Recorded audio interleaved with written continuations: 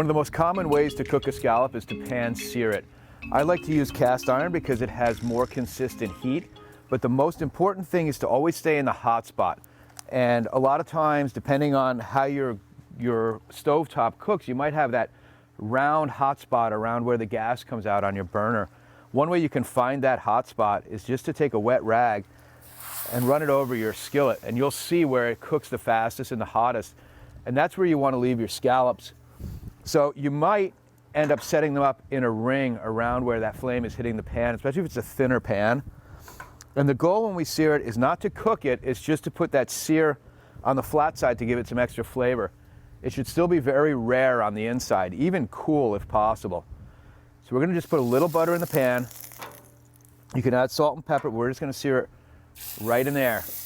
And you're going to let it sit there for about 2 to 3 minutes until it gets a nice golden brown on the one side.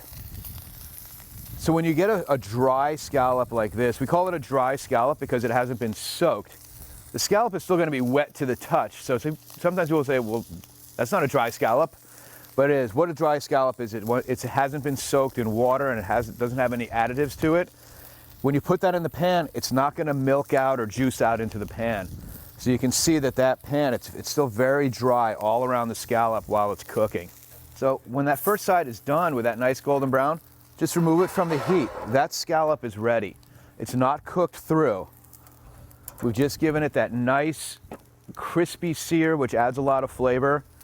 And it's going to be nice and moist because it's still rare in the middle. This would be ready to serve right now.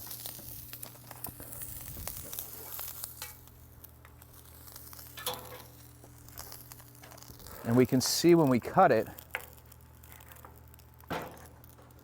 that it's still very rare in the middle. It's still clear. It's not opaque. It's only opaque around the edge.